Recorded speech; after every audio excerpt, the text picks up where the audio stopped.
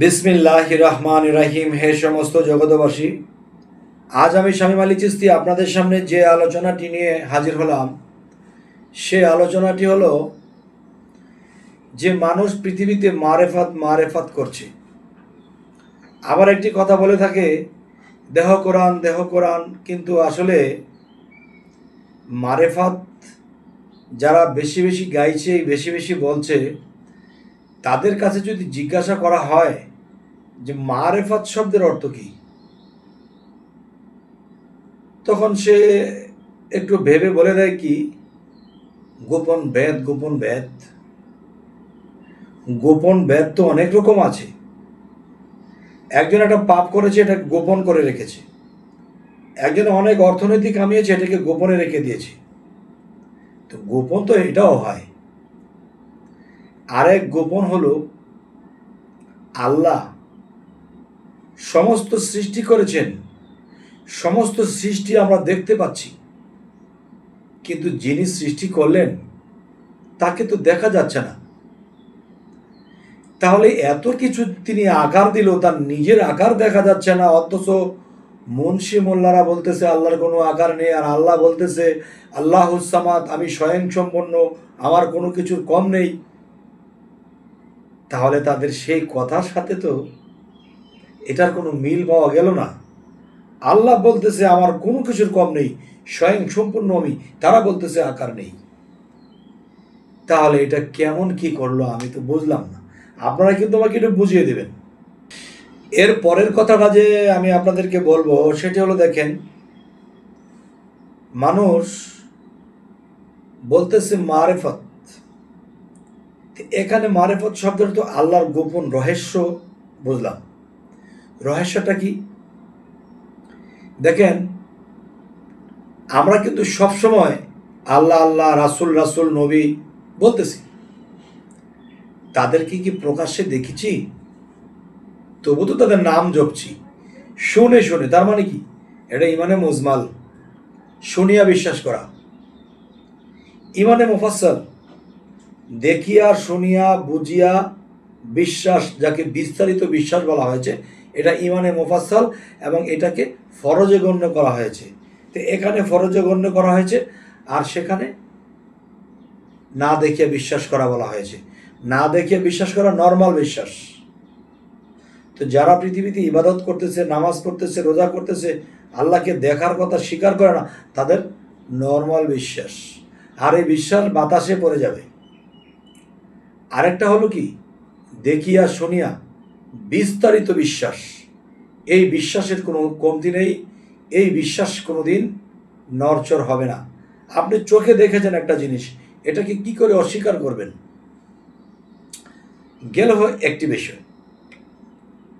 এবার আরেকটি বিষয়ে আসব, যে সমাজে হোক, মুসল্লিদের মধ্যে হোক, নামাজিদের মধ্যে হোক, ইমামদের মধ্যে হোক, একটি কথা কি, তারা বলে থাকে যে, এই কথাটি বলে থাকে যে আল্লাহ নিরাকার। আচ্ছা, আর আমরা তরিকতের মানুষরা যদি বলে না আল্লাহর নিরাকার না, আল্লাহর আকার আছে। যদি আকার থাকে তাহলে সেই আকারটা কিসের মতো, এটাও কিন্তু আল্লাহ কোরআনে বর্ণনা দিয়েছেন। তো হিন্দু শাস্ত্রের মধ্যে যদি যাই, এখানে একটি কথা বলা হয়েছে, কৃষ্ণ কেমন, যার মনে যেমন। এখন আমাদের মধ্যে যদি আসি, আল্লাহ কেমন, যার মনে যেমন এটা বলা যাবে না। আল্লাহ কেমন? খালাকাল ইনসানি আদম ওয়ালি সুরাতিহি, আল্লাহ আদমের মতন।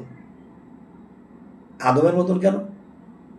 আল্লাহই বলেছে খালাকাল ইনসানি আদম ওয়ালি সুরাতিহি। তার মানে আল্লাহ কি বলেছে?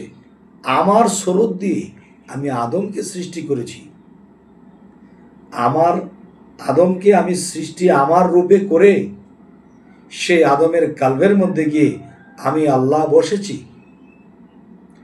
আমি সেখানে বসে বান্দার সেজদা নেই, যেমন সেই ফেরেশতাদের সেজদা আমি নিয়েছিলাম, তবে অনেক শরীয়তের লোকেরা বলে থাকে যে আল্লাহ তো এই সেজদা পায় না, এই সেজদা তো আদম পেয়েছে। আমি কি না, আদমের কালবের ভিতরে শাহ এলাহির বানানখানা, এখানে আল্লাহ ঢুকে, এখানে আল্লাহ বসে সেজদা নিয়ে গেছে। যদি এই পৃথিবীতে কোনো ওলিয়া আউলিয়াকে, কোনো কামেল মুর্শিদকে সেজদা করা হয়, তাহলে বুঝতে হবে ওই সেজদার সময় যদি সে ওলির নাম বলে যে ইমুক আকবর, নওয়াজবিল্লাহ, এটা কাফের হয়ে যাবে। আর যদি বলে আল্লাহু আকবর, তাহলে ওই ওলির কালবের মধ্যে বসে আল্লাহ এই সেজদাটি নিয়ে গেল।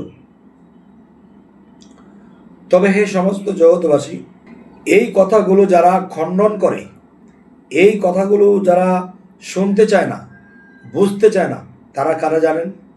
তারা কিন্তু বুঝতে পেরেছে কথাটি। আল্লাহ কিন্তু বলেছে ওয়াল্লাযী খালাকাল মাউতা ওয়াল হায়াতা, আমি মানুষকে পরীক্ষার জন্য পাঠিয়েছি। আবার বলেছে যে আমি সর্বময় বিরাজিত, আমি সর্বশক্তিমান। তো সর্বময় বিরাজিত, আপনি বাংলাদেশে যে কোনো জায়গায় বিরাজ করেন, যে কোনো জায়গায় আপনি যাচ্ছেন, কিন্তু আপনার কিন্তু বাড়ি একটা ঠিকানা আছে, সেই ঠিকানায় কিন্তু এসে থাকেন। আপনি কিন্তু সেখানে বিরাজ করে সেখানে থেকে যান না। তার আমি যেটা বলতে চাচ্ছি, যারা যারা এই পৃথিবীতে বিরাজ করে, তাদের গন্তব্যে এসে সেখানে থাকে, ঘুমায়, খায়, ঠিক আল্লাহও কিন্তু এই পৃথিবীতে বা এই বিশ্বের ভিতরে এবং বিশ্বের বাইরে আল্লাহ বিরাজ করে। তখন বিরাজ করলে কি হয়?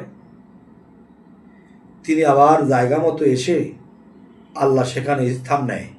সেই স্থানটি কোথায়? আল্লাহ বলেছে আমি মুমিন ব্যক্তির কালবে থাকি। মুমিন ব্যক্তির কালবে যদি আল্লাহ থাকে, সেজদা দিব কোন দিক ফিরে? এটা কিন্তু আপনারা কমেন্ট করবেন। এখন যদি বলা হয় আমরা তো মসজিদে নামাজ পড়ি, আমার সামনে তো মুমিন ব্যক্তি আছে, নামাজ পড়াইতেছে, কেন? সে তো আপনাকে পিছন দিয়েছে।